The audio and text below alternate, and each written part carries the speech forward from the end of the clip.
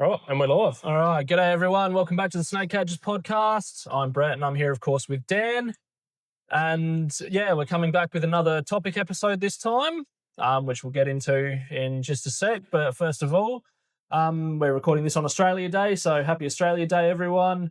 Even though it definitely won't be by the time this comes out, but Yep. yeah, Hot as too. because yeah, what else would you want to do on a public holiday than sit in a snake room and record a podcast? Well, it's better than being out in it at the moment. I think it's about 45. I think, yeah, Close. 45 was expected It's not far off. in that. Adelaide today, and it's not far off, yeah, when we're sort of at the time of recording. So, yeah. Kind of took the opportunity because we're generally like middle of the hot day like this, you're not very likely to get a call. Obviously, we can go to one if we need to, but sort of took the opportunity while it's pretty hot. We were going to do it in the evening, and we normally would have done it in the evening, Yeah. but on a day like today, that's when you're more likely to get a When it starts cooling down. It's not going to cool down much. It's still going to be like Yeah. 35, 36 degrees at midnight. Yeah. Like it's a shitter of a day. Yeah, pretty much. And again, like living here where I do, like I wouldn't have gone too far today anyway. Nah. Like being this hot. No, exactly. Luckily it's not windy outside. Yeah, I noticed that. Like the other day, which was shit. Yeah. But no, it's just a stinker today, which is going to be the theme for the rest of this week as well, by the sounds of it. I think so. Yeah. But, you know, we live in Australia. It gets hot. It's summer. Luckily, you know, in here at the moment, it's 28 degrees. So that's a bit nicer. Bearable. Yeah, I think might still be a bit of a sweat come on the longer we sit here, but no, it's all right. So yeah, we had a catch up last episode, didn't we? So we're going to do another topic this episode, and it's going to be sort of the ugly side of the industry. So I suppose that's from, you know, everything to like unethical catches to all the shit we cop on social media as well, and then pretty much everything in between. So we'll just have a bit of a run through on sort of all that, and try not to piss too many people off while we do it. But if we piss you off, then you're doing it wrong. So yeah, exactly. So I suppose as a whole, like the snake catching industry, it's obviously in a better place than where it used to be. Oh yeah, like many years ago. Yeah. What are your sort of thoughts on that? It is heading in the right direction, I suppose, but you know, very slowly. Yeah, it is. I'd say. Like overall, like it's heaps better. Like even before I started, you hear stories, and I like know other people that have been in the industry way longer, and just hearing a lot of stories, even just snake catchers bloody sabotaging each other and all that sort of stuff.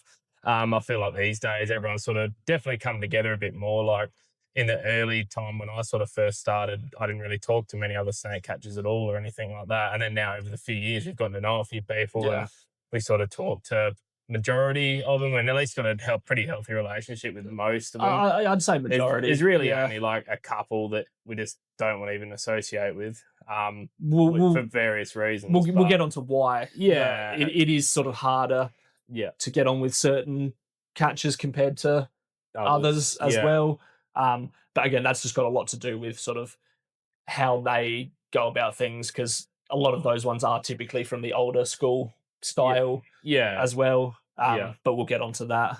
Yeah, I guess it's just like, with the newer people or younger people sort of coming through, like learning different ways, and obviously like animal welfare and all that sort of stuff comes into it, where all the time like you're learning new things like with how to keep things and catch things and all that sort of stuff. So all that sort of improves over time.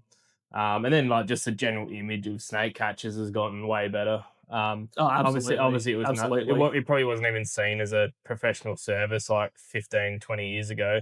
Just would have been some Tom, Dick and Harry that come out and it would have been just, you know, someone knew someone that would have just done it. That knows how to do it. Yeah. At least now, like it's obviously bit more recognised. What would be the word? Obviously permitted and all that sort of stuff. So you have to go through this framework to, you know, actually do it properly. And then like, you know, obviously people see us as like professional it's a professional line of work, which it is, which obviously leads into, you know, charging a Yeah. fee and all that sort of stuff to do what we do. Like, Yeah. literally being no different to any other professional service. Yeah. So Absolutely. yeah. Absolutely. So we'll sort of lead on from there with the whole charging thing. And obviously here in South Australia, it is a sort of self-owned business sort of thing. So you do it yourself. Basically, it's not government or council funded or anything like that. So obviously, running a business, you need to charge for that business. So I suppose it's just, I mean, and again, everyone charges different prices And for their service. And I guess, like, thinking about it too, like, we've got our fees and we sort of, me and you charge the same. But then I guess you look, it's like any other, like even other trades, like, and that sort of thing. Different people charge differently because they've got different overheads and different, you know, other stuff going on where they need to cover things. So I guess I do understand the differences in prices, absolutely. But you know, I feel like some people probably do take the piss a little bit, but Some generally, but I do. We obviously get that you know need to charge a fee too. And then there's obviously people that do it for nothing too, which kind of mixed feelings on that a little bit. I get, like, some people just do it. If people are just doing it for fun here or there, like, that's, well, fun. Fun. It's fun, but which is fair. But then I guess people that are doing it a fair bit and able to do it for nothing kind of paints, sort of almost takes back sort of what they're trying to sort of, you know, show to people. Like, you know, obviously, like, like having a professional service, taking time out of the day to go and do it, dealing with the second most venomous snake on the planet a lot of the time on a daily basis. On a daily basis, obviously, fuel, just general permits, insurance, all that sort of stuff. Yeah. Yeah. And once again, like, we sort of, you know, do it as a job, so we need to pay bills and that sort of thing as well. So, just on that as well, whilst yes, we do it a job, we are both very lucky in the fact that we do have another source of income as well. Yeah. So it's not like we're solely relying on this to survive, which I like, sort of thing. Yeah, which I guess helps us not have to charge an arm and a leg either to do it. Which I guess, like, because it's so seasonal too, like, especially down here, we don't do it all year. Yeah. So you really just got that maybe 6 months where it's up and down in through that too. So yeah, like, if I just did just snake catching, I wouldn't, you know, be able to, you know, survive on that sort of thing. Yeah. So that's hence why we both do other stuff as well. But obviously, when we go and do snake call outs, it's any time, any day sort of thing. So we're going away from what we normally do to go and do that. So we need to cover ourselves as well to go and do that. Yeah. Yeah. Because again, we could be at our other job while we get a call and have to go out and do that. And then there's sort of like obviously we love doing it too. So, which comes into when people sort of kick up a stink about a call out fee too, and then sort of almost blackmail you into coming out for nothing. Because they obviously know that we don't want the snake to get hurt. And then obviously I haven't had it happen that badly. I've had people where they're just like, oh, I won't worry about it then, and you just sort of hope, they just assume they're just gonna let it go, which is ignorance is bliss. Which is obviously just what you'd hope would happen. But it honestly doesn't happen too much. No. Like, obviously when people ring you, they know.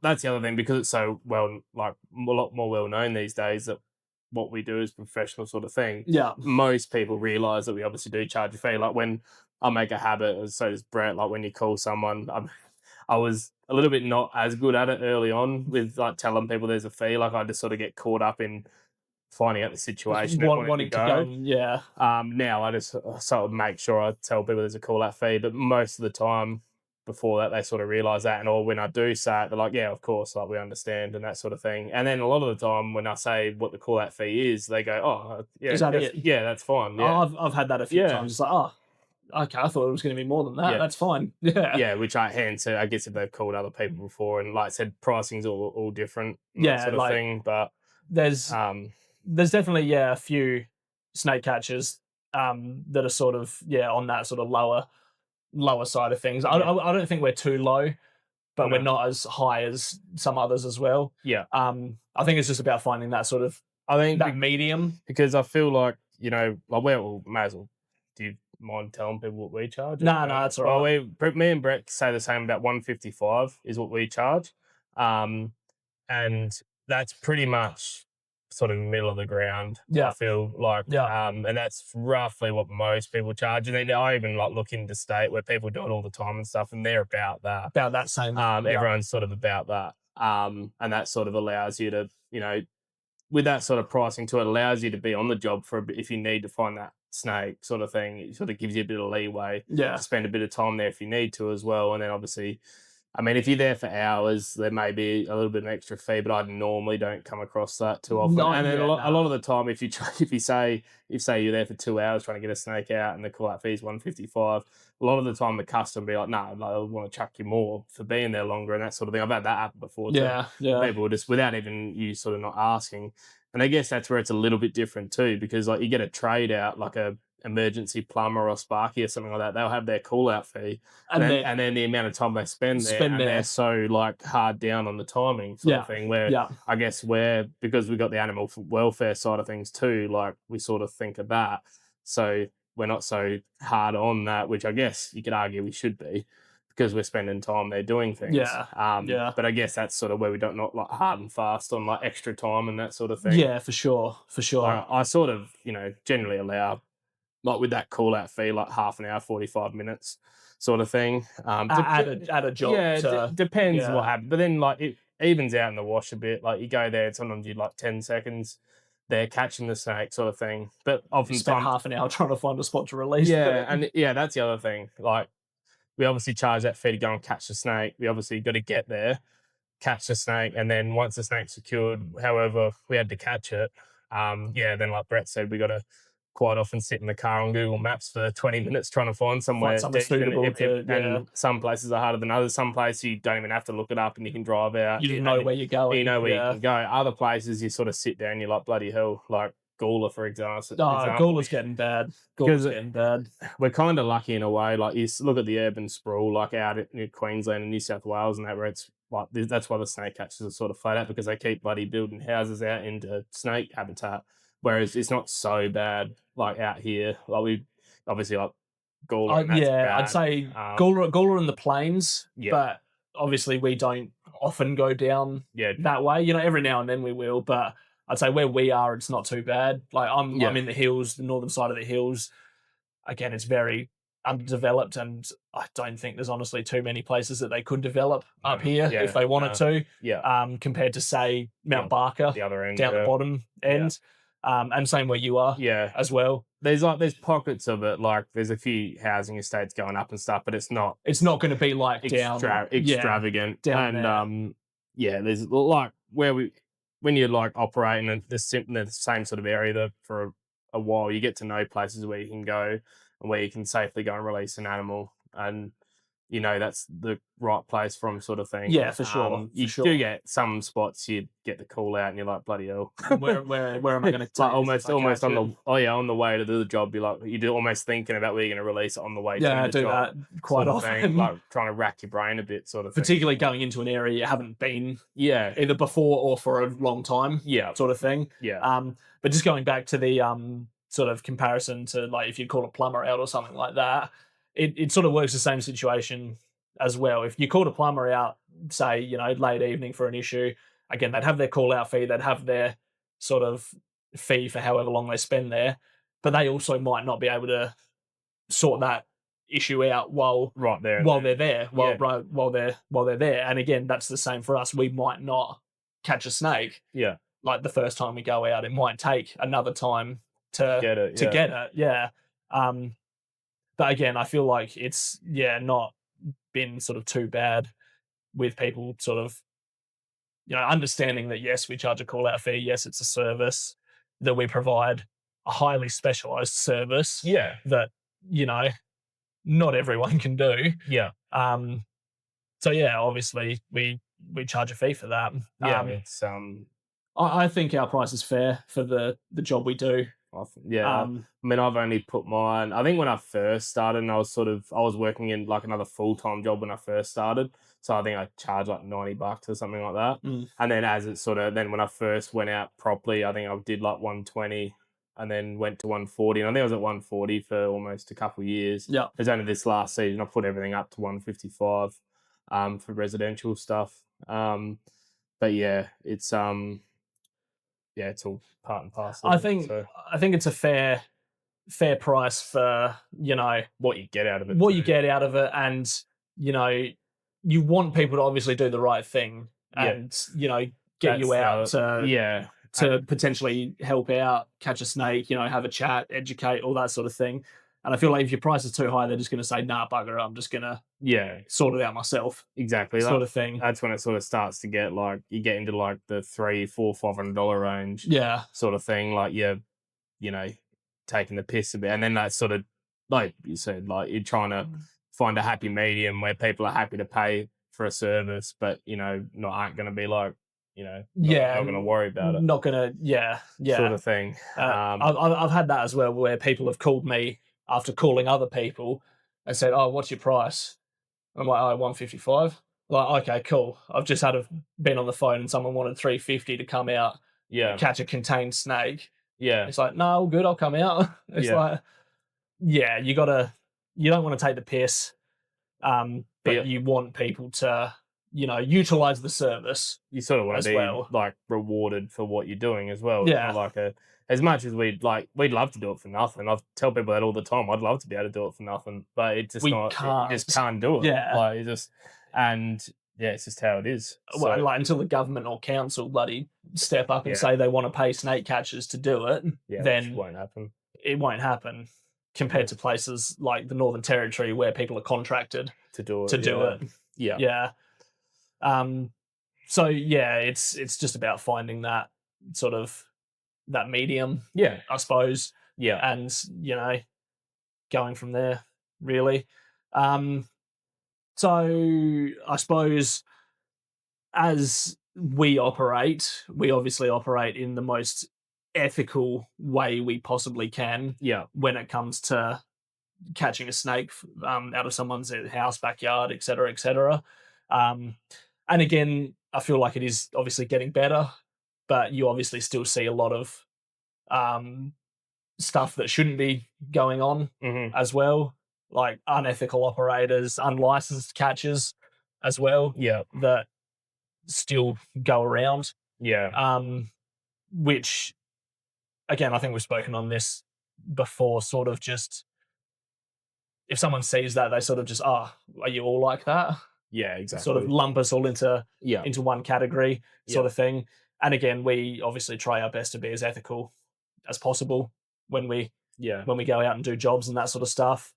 But yeah, there are a few sort of individuals that take that the other way and just do it for, Oh, there is. well, as unethically as possible. There are definitely like a few that do it for the money, sort of. Absolutely. Which- Absolutely. Like in a way, I get because we obviously do it for money. So, but yeah, at the same time, the happy medium thing again. Like we're obviously charging for a professional service, but obviously got the animal welfare at the top of the list, sort of thing, and like people's welfare and that sort of thing, and Yeah. it's all safety and all that sort of stuff. Like that's all like up there. It's not like one thing's more important than the other. It's everything's sort of there. Yeah. And you'd probably argue like obviously human safety and snake safety is at the top, and then we get paid for providing that. Yes. So that's yes. how you sort of look at it. So Absolutely. if it was on a tier base like that, Yeah. pretty much. Yeah. And I guess the other thing is like you're paying for the experience too. Like when we rock up and take 10 seconds to catch a snake, we've taken years to be able to rock up and do that. It's not like we've done just rocked up and sort of done nothing. We still need to know how to deal with that situation, even though it hasn't taken that long. Yeah. It's just how it is, sort of thing. It's and again, every job situation, every job's different.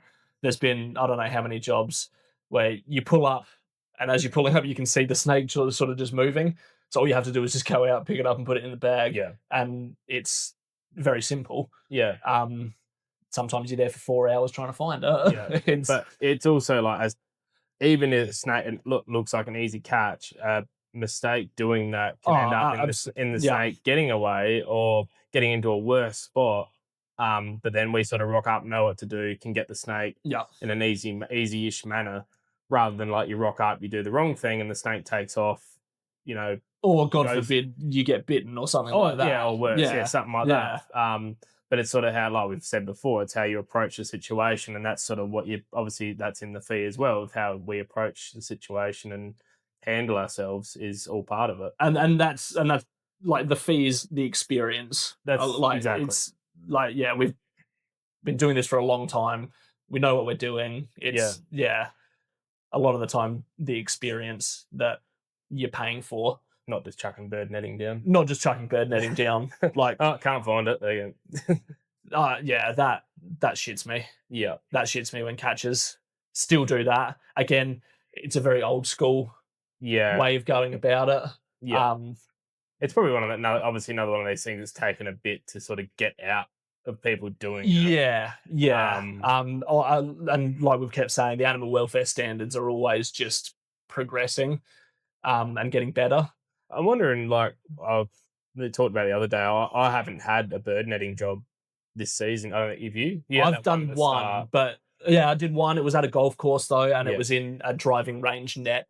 So not a fruit tree netting or anything like that. It was, just a driving range net that was just sitting on the ground. I'm wondering, like, just thinking about it now, whether it is people sort of using it less too. Because, I mean, obviously people still, I went to a call yesterday where a lady had it out and that sort of thing. And it's their property. You can't tell them what to do and what not to do and that sort of stuff in that situation. I mean, you can advise. You can advise. But they can't, it's their property. I wonder if less people, like just general public, are not using it as much either. For that sort of thing. Yeah. I don't tell people, like, you can use bird netting, like, over trees and stuff, just tie it up around the bottom. Yeah, have it off the ground a bit. Yeah, and it's tied up so it's not loosely around the bottom. Like, if you have it up like that, it's going to stop birds from getting in and things. But also, like, it doesn't discriminate. Like, no, it, birds, lizards, blueies, everything. I've seen possums. Yeah. Bloody. It was a while ago now. I saw a photo of a koala. Yeah. That had been caught up in it and just fucking baked. Yeah. In the sun, like shocking. When I tell people that, they're like, oh, "Shit, really?" Yeah. Like, that's it. It's not just the snake. Yeah, that's the thing. Like, a lot of people don't realize that either. So, once again, I feel like it probably is getting out a bit more that it's not the best thing to use. Yeah. And like you said, like the old school catchers obviously used it a bit, and they were allowed to use it. So yes, I don't know when that changed. It was only a season or two ago, I think. It wasn't long ago, but I think for a while it was frowned upon. They put it in there saying you can only use it if it was tightly used, or I can't remember what it was, if it wasn't loosely laid. Yeah, pretty much you could use it, but now it's completely sort of not allowed to use it at all. It's a condition of our permit, which you're not allowed to do this, which hasn't affected us at all because we've never used it. So, and I guess that came down to how we got taught at the start. The person we learnt from was obviously dead against it as well. So it's just shit. It's shit. Yeah, it's shocking. Yeah, like getting caught up in that, struggling, and then potentially cooking in the sun. It's not nice. It's blatant animal cruelty. Yeah, exactly. Like it's horrible. So I guess that's another thing going in the right direction. Yeah. As well. Yeah, absolutely. As well as the image of us, and I think we've said it before. Just like the image you paint when you, especially if you're putting stuff on social media and everything. Yeah. Just trying to, you're obviously looking the part, doing everything correctly, and that sort of stuff just paints a way better image. Yeah. And I've said before, there's other places, other people interstate that have almost started that with how they how they show themselves and how they do things. Absolutely. Stuff. It's absolutely. Just looking the part and actually just being professional about how you go about it. And that stuff sort of gets spread. So when you, like, as much as bad shit spreads, like if you do good things, that gets around too. Yeah. And that's how we sort of build up such a reputation around where we operate and that sort of stuff too. Yeah. So. And again, we've both got the same sort of view on all this. Like the ethical side of things, obviously, as well. We're on the same page, and you've obviously drilled that into Will as well. Oh yeah, 100%. Now that he's going to be joining the team soon. Yeah, too. Yeah. So it just tends to be this sort of old school thing. I feel like it's a lazy way of doing it as well. Yeah. Like I feel like if you show up I'll just whack some netting down and just call me when it comes back. Yeah, it is. Yeah, It's very lazy. Like, yeah. at least put the effort in to, Work out what's going on. work out what's going on. Yeah. I feel like, if you're a snake catcher that's using netting, you're not a very good snake catcher. Yeah, generally speaking. Yeah. Like, Yeah. should you be doing it if that's what you're relying on? If you're like rocking up and doing that straight up, then yeah, it's probably question it a little bit. Obviously. Yeah. Whereas again, we've both had jobs where we've gone out. There's been sort of situation where a snake's been hanging around. So all right, what can we do to sort of mitigate that or try and catch this snake? Yeah. And you come up with something. A lot of the time, we do end up catching the snake. Yeah. On like the second time. Yeah. Back out without harmful methods. And I mean, like, that's what I tell people too. Like when people have that situation where there's obviously one hanging around, it sort of periodically comes out in a spot, that sort of thing, where older generations, just slam bird netting down everywhere. And just get it caught up and I'll just come out and get it. So many times I've worked out a game plan with the people, told them the ins and outs, told them what's going on. I've obviously been out to the property. I know the layout. I know where the snake has been going. Yeah. It's routine. I know all that. So then when it does, the opportunity comes to be able to get it again, we have a plan in place and we go in, and most of the time we can sort the situation. You can sort it out from there. Yeah. Yeah. In a safe method. In a safer way. And there's a lot of ways you can go around bird netting as well. Like just something else that they can go under. Yeah. Whether that be, I don't know, a folded up tarp or something on the ground. Yeah. A board or something. Just something they can go under where they feel secure. Yeah. And they'll sit there Yeah. until we can come out and catch them. Yeah. Like you don't have to get them tangled and then again put yourself at more risk by having to pin and handle that animal in a way that you might not have had to originally. Well, that's the thing. Like people think, oh yeah, it makes it heaps easier. Well, I've heard people say this, make it heaps easier to get the snake and that sort of thing, or custom of people will be like, oh, it makes it easier for you if it's contained. I'm like, yeah, not really, because then we still end up having to, like you said, have to grab it by the head, which is the most dangerous thing you can do with them, is having to try and restrain them by the head. And again, that snake in that netting is going to be on, he's going to be pissed off. He can't move. He's going to. It's obviously dealing with like inflammation, especially if it gets up and around the head there. Their heads, get fluid in them and that sort of stuff, which brings in a whole lot of other issues down the track potentially.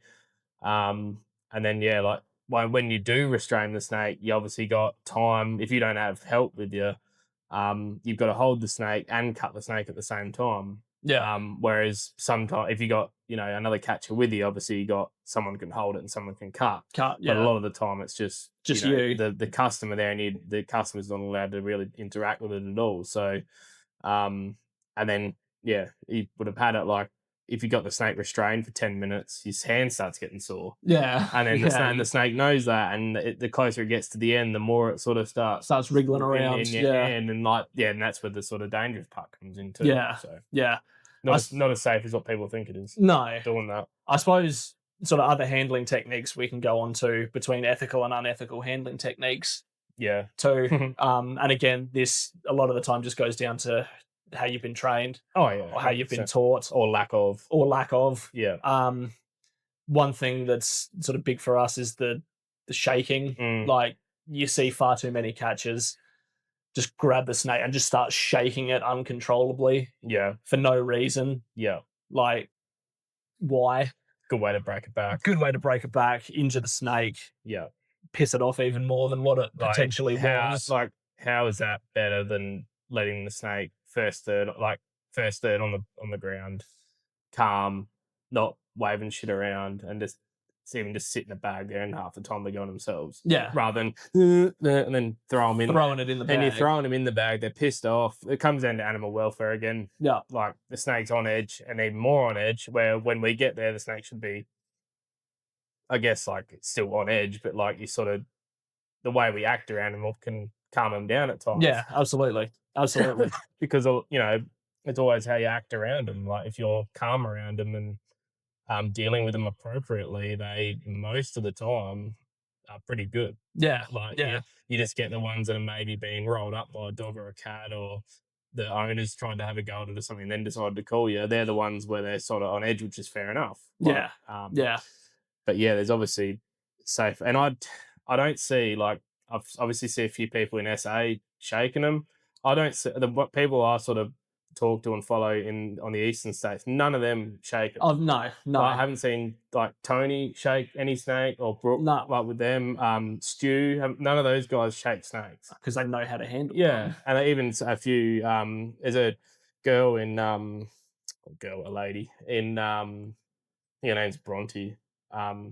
Oh yes, I know another Where one. is she? I think Yeah. it's New South Wales. Yeah, Newcastle. and she's Yeah. really good. And like another one, like she's got a decent following now too, and she doesn't shake the snakes. No. Like it's it just doesn't make sense. Yeah. And if you don't feel comfortable fully tailing, then you got a hook there, like to help. Like I mean, I'll admit I don't use a hook that much. No, Like, I like to use, you know, the tailing, and then I'll try and keep if it's a larger snake. Obviously, trying to keep the even a smaller snake. I had one last week in Kapunda that was a little hatch or juvenile. It was probably like 300 long. Yeah. Inside, and normally I would probably try to like sort of grab it with the bags that I've got, but this time I just he went to make a little run, so I grabbed him, tailed him, and it's no different tailing a little one to a big one. Same technique, really. It's just a bit closer to your hand. Yeah. But I sort of, I saw it. You can see in the video, I kept his first third on the ground still, and he didn't flip out. And that was a 32 degree day. Like it's warm and could have cracked out, but like just keeping calm and keeping him on the ground as much as you can. Like you hang it, like you see him holding him up like that too, and just when they shake him and stuff, and you're like, that's just they pick them up and then they're holding them just in holding the him air, like that, and then as soon as it starts looking like it's going to come back up, they just just have it on the ground, exactly.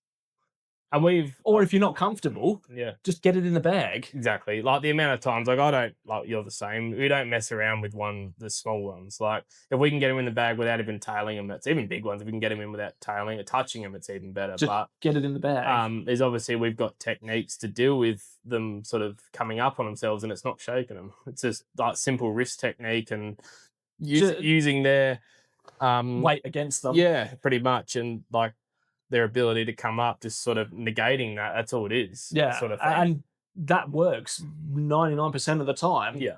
And it is typically when you're holding it off the ground is when they'll start to come back up. It is, because when they don't feel safe. If you're getting the first third on the ground, they feel a bit safe. And especially, once again, comes down to if you're holding them like that, first third on the ground, and you're not making a lot of movement, they sort of feel safe. As soon as you start, like, we would explain it in videos when we hold them, and then we like move the foot in front of their face. Absolutely. And they start rolling up. He doesn't care about me holding him. No, he's just looking at the movement. Exactly. Yeah. So yeah, but again, all that just goes down to how you were trained, who by, the level of training, and again, I still think it's a very old school way of doing it. It is. Just grab it, shake it, put it in the bag. Yeah, I'm like not sure if I'd say it's just. I don't know if I'd say it's old school. I don't know. Like obviously there are some older generation ones that would do it, but apart from South Australia, I haven't seen anyone else in other states. Personally see people do it. Like it's crazy. And obviously there could be people that just don't record shit or you can't see it. But the people that I sort of follow, and I pick and choose who I like to support in other states as well. Like, and that's I don't follow many snake catchers. No, I don't either. Because again, again, not all of them, but some of them you just see something that just absolutely shits you. Yeah. Like that or something else we've spoken about. And it's just like, I'll follow the good ones that are doing the right thing. Yeah. That are, being as ethical as possible. Yeah. But it's just like all these other ones that, do all that shit. It's like, yeah, off you go. Go do your own thing. Yeah, you don't want to know about it. I don't want to know about it. Yeah, exactly. Yeah. Yeah. Yeah. But I suppose with that topic, the following of other snake catchers, we can go on to sort of social media side of things. Yeah. And the toxicity of social media. Yeah. Again, not just with the general public, but other snake catchers as well who like to fucking chime in every now and then. And more often than not, don't know what they're talking about. More often than not, they don't know what they're talking about. Yeah. Yes. So I suppose where we'll start with social media side of things is, yes, we post things to social media like most other snake catchers around the country. And every other snake catcher in the country can vouch for this as well. You're gonna cop shit. Yeah. You're gonna cop shit from uneducated general public that just have an opinion, that their opinion's never going to change, and it's the only good snake's a dead snake. Normally around the 50 to 60-year-old boomer with no profile picture and about 20 friends. They're the ones that normally. That's why you don't get caught up on shit comments, because a lot of, if you every now and then I'll look and the profile of the person that said something ridiculous and you're like, yeah, why am I not even paid? Fuck, they come out with some fucking weird shit sometimes. But it's just well. like, it's like the whole chasing thing, like snakes chasing you. Like the amount of videos I've posted proving that they don't, and then you still like it's right there as proof, and you still get people commenting like, no. I was chased by a snake 20 years ago back in the bush at bloody 100 meters it chased me for, and it's like, well, no. What did I hear the other day? Well, bloody snake huggers or something like that. No, it's just like wildlife advocates, mate. Like they're no educated members of the public, yeah, unlike yourself. And the other thing that shits me is people that say, oh no, like they'll listen to someone, like someone literally said that, it's like, I'll listen to an opinion that of someone that had an experience with them over you guys. I'm like, so you're going to listen to someone that has some weird story from 20 years ago that probably didn't happen the way they thought it happened, over someone that deals with them every day for however long, have got video evidence. Yeah, it's from God knows how many brown snakes and red bellies. I think I said to like, one of those I replied to him, I'm like, that's not very scientific of you, buddy. Like you're listening to someone with with no proof of what they had happened. And the story's probably changed 10 times over 10 years. Oh, as it gets passed down, the snake's got 3 meters long. It's bloody, Yeah. She was chasing me in the ute. I was driving away, bloody. And that's again why I like statistics and facts. Yes, they don't lie. Yeah. If someone can prove to me that snakes chase people, I'm open to hearing about that. But you can't, because they don't. That's what I said last week. I did a post, and I'm like, it was about snakes chasing and that sort of thing. I'm like, all right, for anyone that says they do, I'm happy to listen to you if you if you send me a video of a snake chasing you, and then I might change my view on it. Yeah. But until then... Didn't get anything. No, of course not, because no one's going to have it. They're just going to have a story, like you said, from God knows how long ago about a snake that's chased you. Yeah, pretty much. But again, what that is misinterpreting defensive behaviour for aggressive behaviour. Exactly. That's all it is. Yeah. Like, again, if you'd have left that thing alone, it wouldn't have got defensive. It would have just gone the other way and kept going. Yes, a snake may have got defensive with you. I'm not doubting that in any way, shape or form. Yeah. But it didn't chase you. It didn't decide to have a go at you.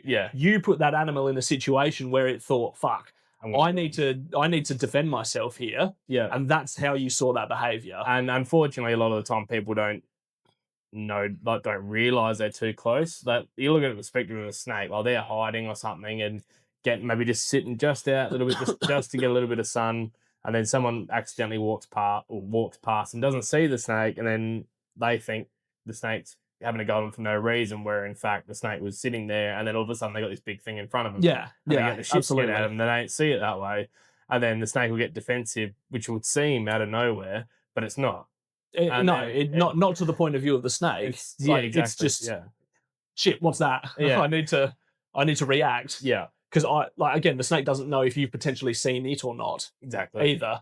And then a lot of the time, like that won't happen, and they'll just take off. It's just every now and then someone is just in that spot where they just feel like they can't get away. Yeah. And that's absolutely. But yeah, again, it's that typical demographic of it is. It's almost the older generation. 8 to 9 times out of 10, I can almost guarantee. Like I'll see the comment and I'm like, I mean, I know like you'd be the same. Like when a post it's taken off, and then it literally gets to a point once there's more than like 30 or 40 comments, I don't even look. I mean, I know I'm happy to sort of, as much as I like replying to the good positive ones, and I'll try to, but I'm not filtering through all 10 shit ones from boomers having a go at you just to reply to a positive one. Yeah. So that's why we don't reply to comments if there's a lot of comments on there. A lot of the time I'm just lazy and don't do it anyway. I try to post and ghost a bit. I'll just post and sort of not look at it too much. Let it fester for a couple of days. Yeah. Oh, that's got 300 comments. I wonder what they're all going to be about. Yeah, exactly. And you can be surprised, and some of it's A positive. lot of the time, you do get positive people come through. Unfortunately, a lot of the time it seems to get pushed to the same sort of people that hate it. The ones that don't want to see it, and they're like, the boomers don't understand it. They go, "Well, why am I seeing this shit?" Like, it's social media. It's just they just push random things to you. Sometimes you don't have to even react to it. Just because it comes up on your feed doesn't mean they're targeting. Yeah, or because one of your friends may have liked it. It might just come up that this person's liked. Yeah, this, exactly. Yeah, and you just happen to see it. Yeah. Again, if you don't want to see it, there's a little button at the top there that just go block. Yeah. And you won't see it. Or even you can Simple. You can click on it and say, I don't want to see stuff like this. Yeah. It's easy. You don't have to go on there and you won't see it. Like, we don't want our content to get to you because you're a grub. Yeah. Like, we're not trying to do that. It's just how the algorithm works. And also, I think it might have been that Bronte lady. He said something about that, like negative comments, and I'd commented on her comment. She's just like, yeah, clout's clout.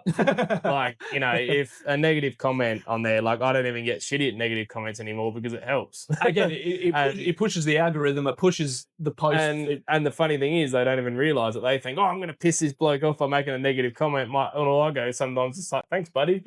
Cheers, mate. Like, I know your comment means shit, but at the same time, you help me. So thanks. You help them push the algorithm, you help them push the reach, and ultimately, the people that comment that shit are help pushing the education as well. And it's just pushing our positive stuff out more than your shitty negative comment. Yeah, yeah, absolutely. Yeah.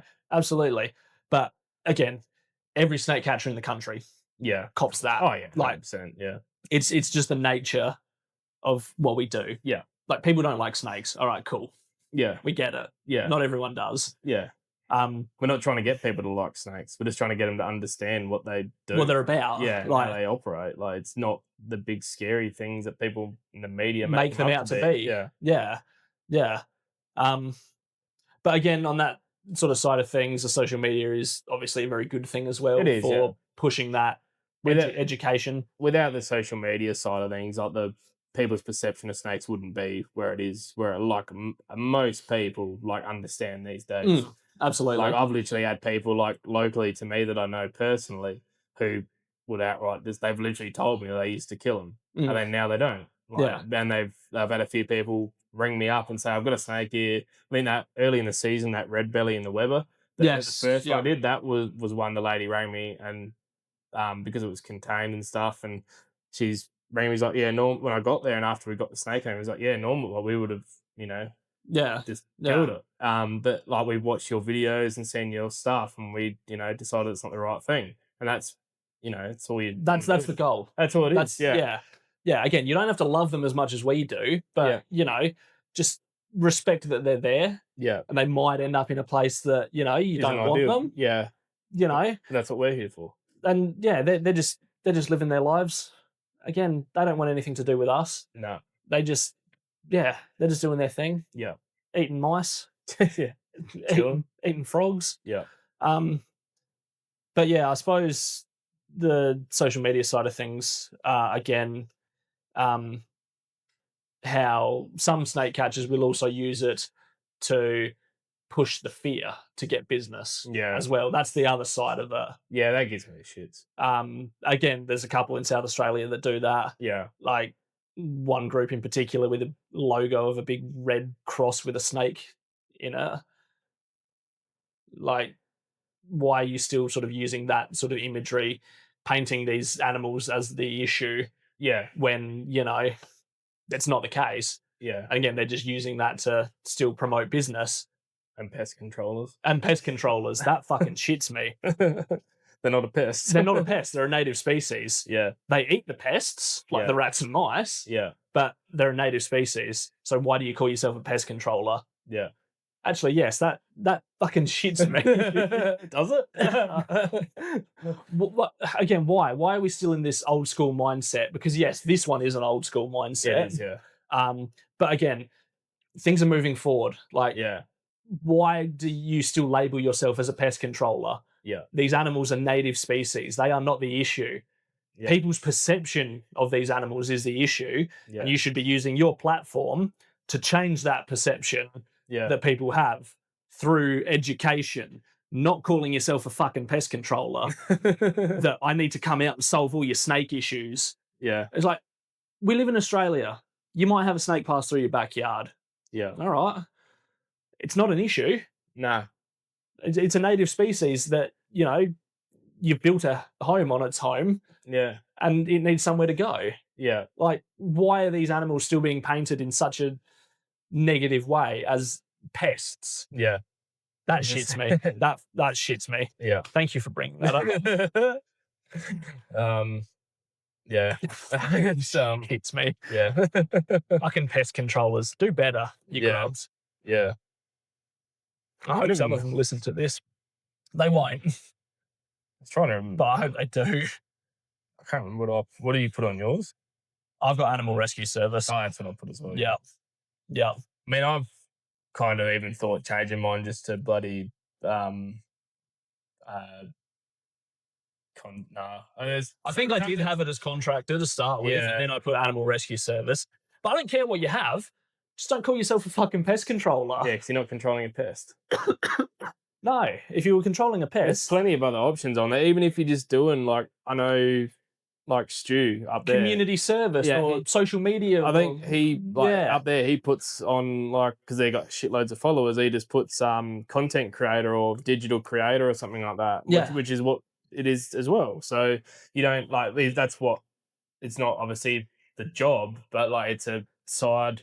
Yeah, it's a byproduct of doing the job is having this content there to share to people. Which, which is still better than bloody pest controller. Yeah, because once again, it seems to be a bloody SA thing. Because all the people that I sort of follow and talk to interstate, they've all got what is it I forgot what we put on there. Animal Rescue. Animal Rescue. Yeah, a lot of them have that, or something to do with community service, or something along those lines. Not something that's not painting the animal as the problem. I don't know why it's an SA thing. We're just lucky down here. We have all the grubs to deal with, which is always fun. All right, so again, going on from that, the mental side of things and burnout. From this, I suppose. I suppose burnout can be sort of taken a couple of different ways. Yeah, obviously, again, with the mental side of things, having a burnout, or just how busy it can be. Yeah, sometimes, and you get burnt out. Yeah, that just by doing job after job after job. Yeah, like you said. I think it was last season when you had 5 or 6 hatchies in a day, and it was just one after the other after the other. Yeah. And you've spoken about this by the end one, you got a bit complacent. And it's just that's burnout. Yeah, it is. Yeah. Mental draining is just as bad as physical draining. Some could say worse. Yeah, absolutely. Because the brain fade, and badly, if you have a brain fade, you could cop a bite or something like that. Which. Yeah, I think it's you don't need. Yeah, a lot of the time, it comes back to people saying oh, why do you want to deal with snakes all the time? Well, I'd rather deal with snakes than people. 100%. And then that sort of goes back to as well, the mental side of things. Sometimes most people are pretty good, but then sometimes you just get a couple knobs in one day or within 15 minutes. And it just, and that just eats at you. Yeah. It just seems to happen at the same time. That last. I think I talked about it last season where I had one guy in Freeling that rang me, and then once I caught the snake, I'd realised that he'd had a go at it. Yes. And I asked him, and he said, "Yeah, I did."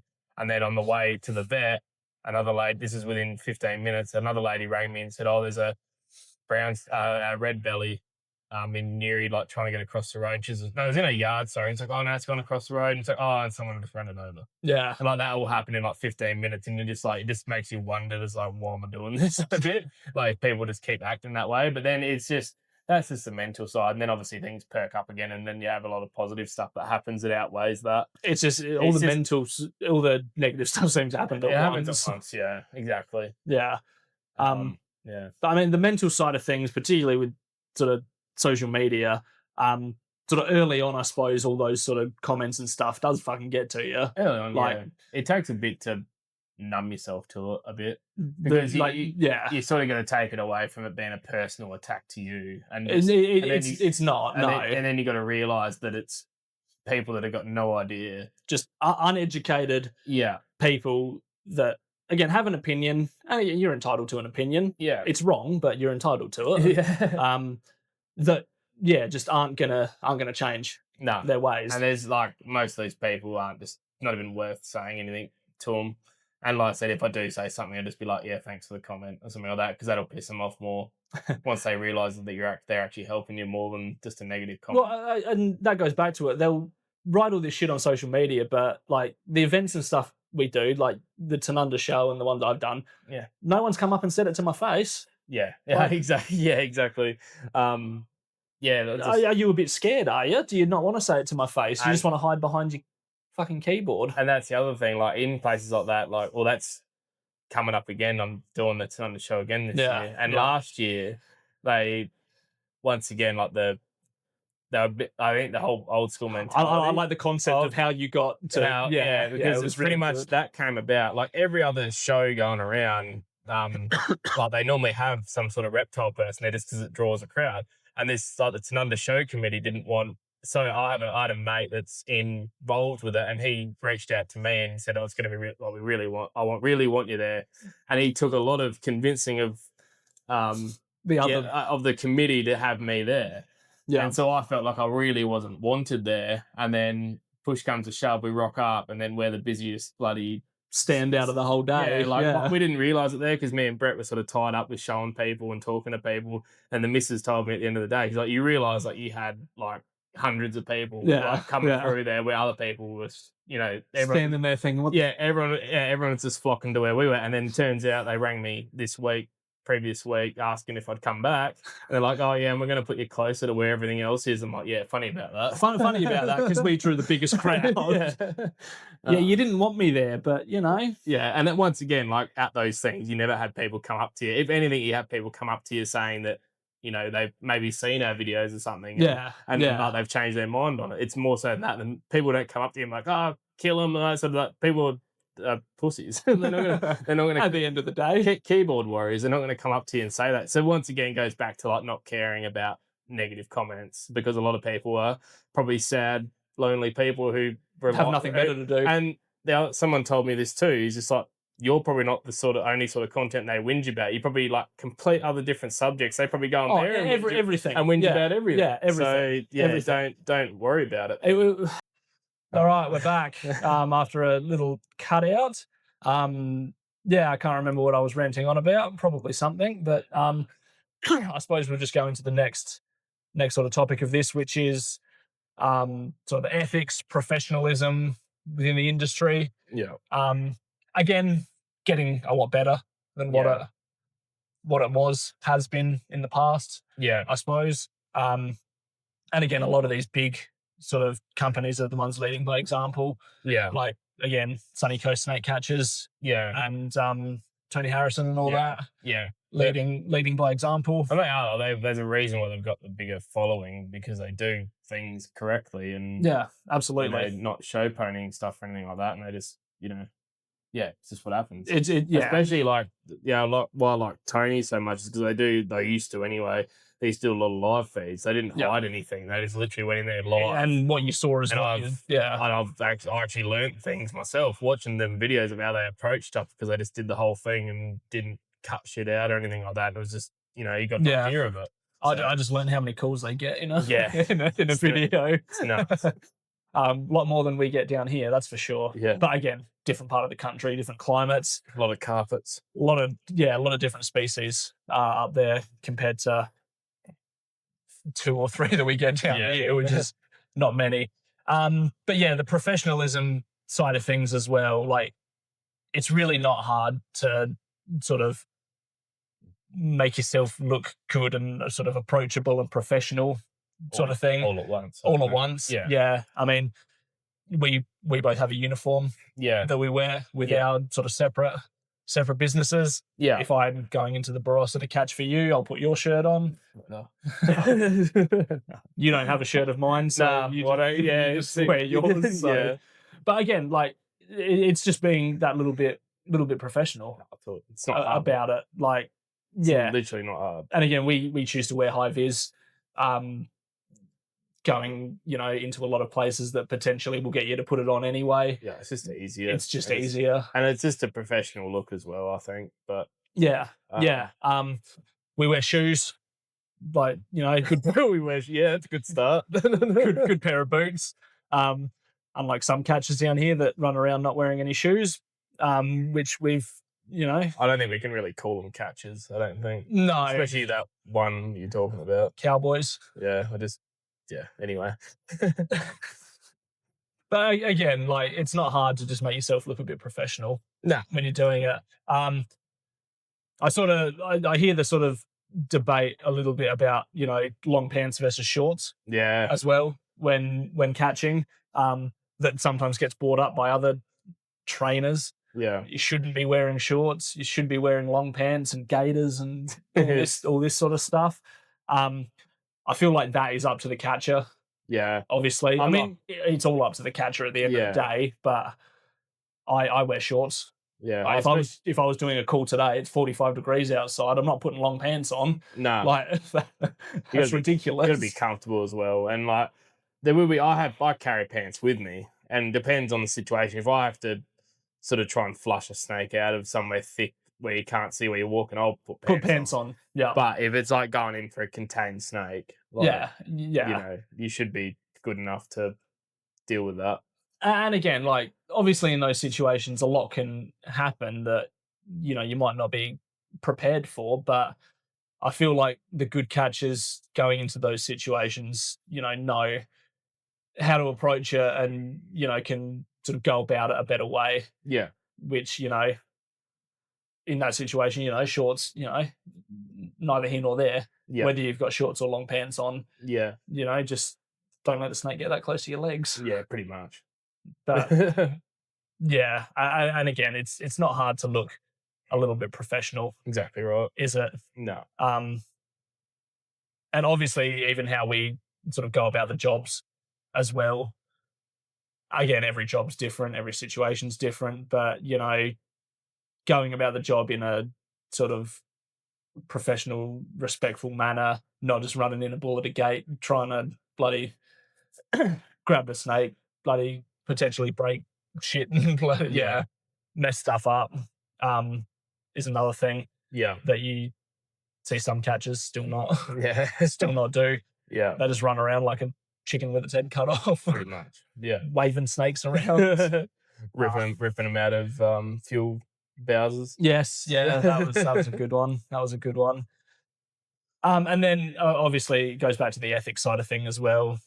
Animal welfare standards are going up. You want to do it as ethically as possible. Yeah. So, yeah, it's really not hard. And again, like, you do, things as best you can. You'll get a good reputation with your customers, your clients, and all this sort of stuff. Yeah. And that will make them want to call you back. It's all a flow-on effect. Like, you see people that they just they're happy to get that one call and then don't really care what happens. It's not about that. It's about you're building your reputation, and then you want that same person to call you back again. Like, if you go in there, bull at a gate, carry on like a pork chop, charge them $500, and then they're not going to call you back, are they? No. Well, it was like last season. I did one place I went to 5 times. Yeah. Last season. Yeah. I caught 4 snakes there. Yeah. It's like, they obviously wanted to call me back. Exactly. Yeah. Like, yeah, and a few other places as well, like been to 2, 3, even another one 4 times. Yeah. As well throughout the season. Yeah, they're happy to call me. They don't mind. Yeah. Do the right thing, and the business side of things takes care of itself. Pretty much. Yeah. Yeah. Word of mouth. Yeah, that's it. Yeah. Like, people have a positive experience with you, they're likely to, again, call you back and then tell other people. Yeah. And, word gets around. Works like that too. Yeah, absolutely. Absolutely. Where will we go from here? I think we'll start wrapping it up. Yeah, I think so. Again, all that sort of negative stuff within the industry, it is getting better. It is going in the right direction. And again, there are plenty of people leading by example, like, again, Stu and all the Sunshine Coast snake catchers, Tony, Again, we'd like to think that we are leading by example as well, by doing the right thing and being as ethical as possible. At least in the state. I feel like we're like our sort of content definitely has like probably the best sort of but not the word is overall message. Yeah, overall message. Yeah. The way we approach it, stuff and that sort of thing, probably definitely up there. Education, that's for sure. Yeah, I'd say your page is probably the most educational one in the state. Yeah, 100%. Yeah, there's not too many others that go to the lengths that you do. I guess there's not as many catches down here either. That's true. Plays into it, but that's again, like there are a lot more than there used to be too. I suppose for that as well, there are a lot of catches, but a lot of them come under just one sort of company. Yeah. So they don't have sort of access to the social media side of things as well, I suppose. No. So they're not in control of the content. Yeah. So yeah. And that's why I didn't want to, work for someone else necessarily. Yeah. Because I want to, put the content out that I want to put out and do the education side of things that I want to do. Yeah, well, some people aren't. I'm definitely not inclined that way either. Like both the things I do are by myself, and I don't run by myself. Yeah, I like having that. It can be tougher at times, but I like having the freedom to do what you want to do. Yeah, absolutely, absolutely. Yeah. But no, I think we'll wrap that one up for now. Just a quick one to finish off. Where does the industry go from here, do you reckon? Over the next 5 to 10 years? Where do you see the industry going? I think it's on a good trajectory. I think it is as well. As long as the animal welfare thing and stuff keeps going the way it's going, I think it's only getting better. You're always going to get negative Nancy's on Muppets. it all. Yeah, but I think it's generally getting better. And it's more people are, being aware of all this stuff too. So I think as long as people like stay professional, keep building the same way, like it's only going to get better, more respected than what it already is anyway. Yeah, for sure. And hopefully the government permitting side of things will stay hard on people doing the wrong thing. That's, I guess, the other thing. Yes, Especially, I mean, I think they have, talking to people in other states, it's similar in other states too, just with like catchers doing the wrong thing and that sort of thing. They probably should be a bit more harder on them, but we'll see how that goes. They get their hands tied a bit too with how much they can do. Hopefully they sort of, people that aren't doing the right thing pull their heads in a bit, but we'll see what happens. There's one that won't. Yeah, we know there's definitely one that won't, but hopefully, we'll have his permit removed soon, hopefully. But yeah, that was sort of our take on the sort of industry as a whole. Hopefully we didn't piss off too many catchers while talking about this, but if we did, it might suggest that you're doing the wrong thing, so pull your head in. I think we'll leave it there now. So thanks for listening, everyone. Make sure to like, comment, share, subscribe. Australia Day today, as this one is being filmed, so this one will be out this Wednesday. 2 days. So this one will be out this week. And we've got a few guests lined up for the coming weeks. So just trying to organise times to do all that. When we can both get together with the guest and record as well. So plenty of content to come. And again, if you've got sort of anything you want us to talk about specifically, feel free to let us know and we can try and do an episode on that. So thanks for listening and we'll see you in the next one. See you guys. Cheers.